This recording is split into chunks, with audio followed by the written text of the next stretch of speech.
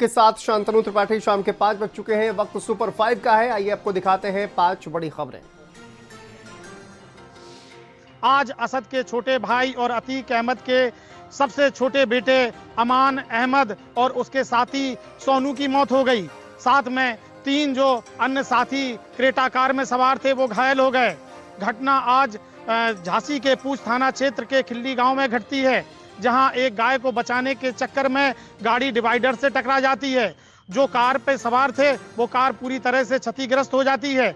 इसके बाद जो वहां के स्थानीय निवासी थे उन्होंने आनन फानन में रेस्क्यू किया। फिर पुलिस को बुलाया गया। जब मौके पर पुलिस पहुंची और सभी घायलों को मॉड मेडिकल में भर्ती कराया गया, वहां पर जब उनके दस्तावेज खंगाले गए तो चौंकाने वाली खबर सामने आई। पता चला कि अतीक अहमद का सबसे छोटा बेटा अमान अहमद इस दुर्घटना में जिसकी मौत हो गई है, अब दोनों शवों को पोस्टमार्टम में रखा गया है, जहां पर झांसी में इनका पोस्टमार्टम होगा, जिसके लिए अभी पूछ पुलिस पंचनामा भर रही है।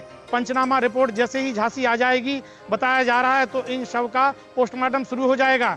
इसके अलावा जो इनके अन्य साथी हैं, जो ड्राइवर है था जाहिद, उसको वेंटिलेटर पर रखा गया है। एक साथी है जो उमर, वो गंभीर रूप से घायल है, उसके पैर में फ्रैक्चर है। दोनों जो 2 अन्य साथी हैं उन घायलों का इलाज चल रहा है। फिलहाल अब देखने वाली बात ये होगी जो अन्य घायल हैं वो सुरक्षित सही सलामत उनका इलाज झांसी में हो पाता है या बाहर के लिए रेफर करेंगे। इसके अलावा उनके परिजनों का यहाँ पर इंतजार किया जा रहा है। प्रशासन और जो पुलिस की टीम है पूरी तरह से मुस्तैद है। बीएसपी के लोकप्रिय विधायक उमाशंकर सिंह का बीमारी के चलते निधन हो गया। उमाशंकर सिंह पीछे काफी समय से बीमार चल रहे थे। देर शाम अचानक उमाशंकर सिंह की मौत की खबर आती है, जिसके बाद उमाशंकर सिंह के पार्थिव शरीर को उनके गोमती नगर आवास पर अंतिम दर्शन के लिए रखा गया था, जहां पर बीएसपी सुप्रीमो मायावती पहुंची। उन्होंने शोक जो है जताया और इसके साथ ही पुष्पांजलि अर्पित कर उन्हें श्रद्धांजलि अर्पित की। मायावती ने उमाशंकर के परिजनों से भी मुलाकात की और उनको ढांढस बंधाया। जाहिर सी बात है कि बीएसपी सुप्रीमो और बीएसपी के लिए ये बहुत बड़ी क्षति है, क्योंकि पूरी विधानसभा में इकलौते विधायक थे उमाशंकर सिंह जो तीसरी बार जीतकर विधानसभा पहुंचे थे। काफी लोकप्रिय विधायक जो है उमाशंकर सिंह थे। इसके साथ ही असाधारण व्यक्तित्व के वो धनी थे। यही वजह है कि बलिया के रसड़ा से तीसरी बार वहां की जनता ने जिताकर उमाशंकर सिंह को विधानसभा पहुंचाया था। इसके साथ ही मुख्यमंत्री योगी आदित्यनाथ भी उमाशंकर सिंह के आवास पहुंचे। वहां पर उमाशंकर सिंह के पार्थिव शरीर के अंतिम दर्शन किए, पुष्पांजलि अर्पित कर उन्हें श्रद्धांजलि दी। मुख्यमंत्री योगी आदित्यनाथ ने पीड़ित परिवार से भी मुलाकात की और उनको ढांढस बंधाया। इसके अलावा डिप्टी सीएम ब्रजेश पाठक पहुंचे। तमाम जो सरकार के कैबिनेट मंत्री हैं, चाहे ओम प्रकाश राजभर की बात करें, दयाशंकर सिंह की बात करें, इसके अलावा मंत्री दिनेश प्रताप सिंह की बात करें, कई विधायक वो भी पहुंचे। उन्होंने भी जो है पुष्पांजलि अर्पित कर उन्हें श्रद्धांजलि अर्पित की। इसके अलावा तमाम जो सियासी दलों के लोग थे, चाहे सपा की बात करें, बसपा की बात करें, कांग्रेस की बात करें, सभी के तमाम जो विधायक हैं वो भी पहुंचे। उन्होंने भी जो है पुष्पांजलि अर्पित कर उमाशंकर शरीर को श्रद्धांजलि अर्पित की। और सभी का यही कहना है कि उमाशंकर सिंह जो है असाधारण व्यक्तित्व के धनी थे, लिहाजा उनके बीच उनकी काफ़ी जो है लोकप्रियता थी। और उमाशंकर के जाने से ये कहीं ना कहीं राजनीतिक तौर पर ही नहीं, निजी तौर पर भी जो है एक बड़ी क्षति है, पूरे प्रदेश के लिए जो है क्षति मानी जाएगी। उत्तर प्रदेश के मुख्यमंत्री योगी आदित्यनाथ ने आज घुमंतू समाज के तमाम प्रतिनिधि से, तमाम अन्य लोगों से अपने आवास पर मुलाकात करी और इस दौरान मुख्यमंत्री योगी आदित्यनाथ ने बताया कि इस बार की कैबिनेट में हमने इनके लिए एक गठन को मंजूरी दी है, जिसके माध्यम से अब इनको उनका हक मिल सकेगा।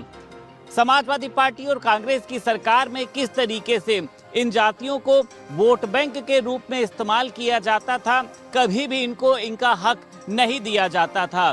ये वही जातियां हैं जिन्होंने अंग्रेजों के छक्के छुड़ाने का काम किया था, लेकिन इनको इनकी पहचान नहीं मिल पाती थी। हमारी सरकार घुमंतू जाति हो या फिर तमाम जो इनके इर्द गिर्द जातियां हैं जिनको पिछली सरकारों ने सिर्फ ठगने का काम किया था, हम इनको प्रधानमंत्री आवास से आच्छादित कराने का काम करेंगे और उसी के साथ साथ जिनके पास कृषि भूमि नहीं है उनको हम कृषि के लिए भूमि भी उपलब्ध कराने का काम करेंगे। मुख्यमंत्री योगी आदित्यनाथ ने साफ तौर पर कहा है ऐसी सभी जातियों को हम चिन्हित करने का काम कर रहे हैं जिनके पास सरकार की योजनाओं का लाभ नहीं है।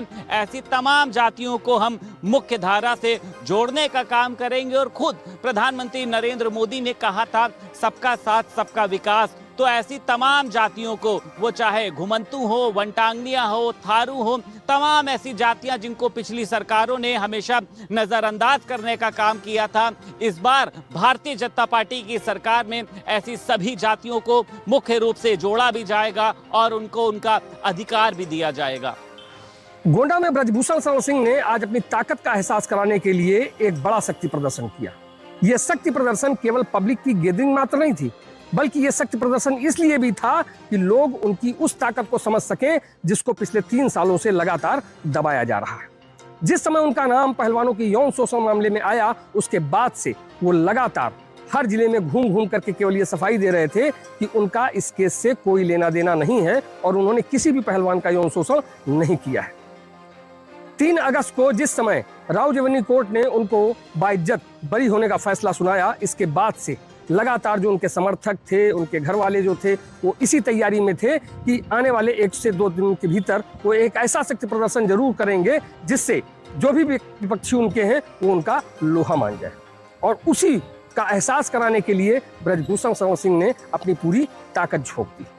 हालांकि कार्यक्रम ब्रजभूषण सिंह पहले से भी करते आ रहे हैं, चाहे वो राष्ट्रकथा हो, चाहे वो कुश्ती की प्रतियोगिता हो, उसको लेकर के कार्यक्रम उनके लगातार चलते ही रहते हैं। अभी 5 तारीख को भी उन्होंने राष्ट्रकथा का आयोजन कर रखा है, जो पिछले साल हुई थी जनवरी के महीने में। ठीक उसी तरह की राष्ट्रकथा एक बार फिर से 5 तारीख को आयोजित की गई है। लेकिन उससे पहले जो 6 अगस्त के दिन उन्होंने किया, वो कहीं ना कहीं एक बहुत बड़ा मैसेज था। और मैसेज इसलिए भी था कि जो लोग उनके पीछे एक षड्यंत्र की तरह काम कर रहे थे, वो समझ जाएं कि ब्रजभूषण शरण सिंह अभी इतने कमजोर नहीं हैं जितना वो कमजोर उनको समझ रहे थे। अयोध्या से लेकर के गोंडा तक कहीं भी आप देख लीजिए, कहने के लिए केवल 200 गाड़ियां काफिले में थी, लेकिन गाड़ियों की संख्या हजारों में थी। इसके अलावा जो व्यवस्थाएं नंदिनी नगर के मैदान में की गई थी, वहां पर 1 लाख लोगों के खाने की व्यवस्था का भी इंतजाम किया गया था। और इसको लेकर के पिछले 1 महीने से 3 जुलाई 2026 को जिस समय कोर्ट ने फैसला रिजर्व कर लिया था उनके मामले में, उसी दिन से कोर्ट जो है वो उनको बाइज्जत बरी करने वाली है। इसको लेकर के पिछले 1 महीने से वो लगातार इसकी तैयारियों में लगे थे। और आज उन्होंने ये स्पष्ट संकेत दिया है, स्पष्ट मैसेज दिया है कि ब्रजभूषण शरण सिंह कहीं से भी अभी कमजोर नहीं पड़े हैं। उनके ऊपर चाहे जितने आरोप क्यों ना लगा लिए जाएं, लेकिन वो इस मामले से बरी होकर के निकलेंगे। और बरी होकर के वो निकले भी, और निकलने के बाद उन्होंने अपनी ताकत का एहसास शक्ति प्रदर्शन के रूप में कराया। नोएडा के बहुत से बिल्डरों ने परियोजनाएं लॉन्च करी और जब परियोजनाओं में पैसा निवेश आने लगा तो वो परियोजनाओं से पैसा डाइवर्ट करके दूसरी जगह उस पैसे को लगा दिया।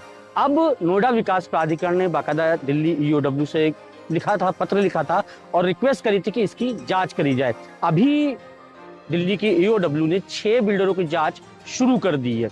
बताया जा रहा है तकरीबन 3100 यानी 3000 करोड़ से ऊपर का बकाया इन बिल्डरों का, 6 बिल्डरों का नोएडा विकास प्राधिकरण में था। उत्तर प्रदेश सरकार ने बाकायदा अमिताभ कांत कमेटी गठित करी थी जिसमें बिल्डरों को राहत देने और जो आम बायर्स की रजिस्ट्रियां होने का जो रास्ता था वो साफ करने के लिए, लेकिन ये बिल्डर उसमें भी नहीं पहुंचे। सबसे ज्यादा जो बिल्डरों का बकाया है, ग्रेनाइट बिल्डर पे तकरीबन 1500 करोड़ रुपए है, वहीं शुभकामना बिल्डर पे तकरीबन 1400 करोड़ रुपए बकाया है। और भी इसमें शामिल हैं, तकरीबन 6 बिल्डर हैं। ईओडब्ल्यू ने बाकायदा एक पत्र लिखा है नोएडा विकास प्राधिकरण को और ये कहा है कि अमिताभ कांत कमेटी में जिन बिल्डरों ने हिस्सा नहीं लिया है उनकी भी जो पूरे दस्तावेज है, उनकी जो चीजें हैं वो उपलब्ध कराई जाएं ईओडब्ल्यू को। बड़ी बात इसमें ये है कि एक नहीं सैकड़ों ऐसे बिल्डर हैं कि वो परियोजनाएं लॉन्च करते रहे, बायर्स को जो बुकिंग करते रहे, बैंकों से लोन लेते रहे, लेकिन आज तक उन फ्लैटों की, उन सोसाइटियों की आज तक रजिस्ट्रियां नहीं हो पाई। यानी ये कहा जाए ये पूरा मामला कहीं ना कहीं फंड डाइवर्जन से जुड़ा है। ईओडब्ल्यू ने जांच शुरू करी तो उसमें कई पहलू भी अभी सामने आए हैं। ऐसे लाखों फ्लैट बायर्स हैं जो सड़कों पे हैं, सदन में ये मामला उठता रहता है, लगातार सांसद विधायक इन सब बातों को कहते रहते हैं कि जल्द से जल्द फ्लैट बायर्स की रजिस्ट्रियां कराई जाए, लेकिन जब परियोजनाएं तैयार नहीं हुई, जब सोसाइटियां अमल में नहीं आई, बहुत से मामले एनसीएलटी में पहुंच गए, बहुत से मामले कोर्ट में पहुंच गए, तो ऐसे में रजिस्ट्रियां कैसे होंगी? और कहीं ना कहीं ये कारण है बिल्डर। अभी फिलहाल 6 बिल्डरों का ये पूरा जो है जांच शुरू हुई है, लेकिन जिस तरीके से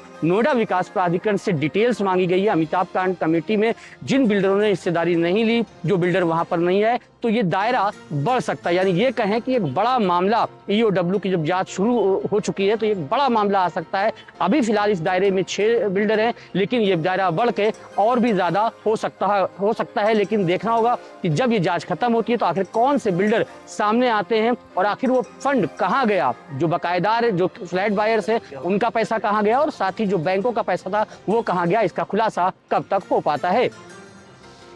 चलिए आगे बढ़ते हैं और बात करेंगे महाराष्ट्र की, जहां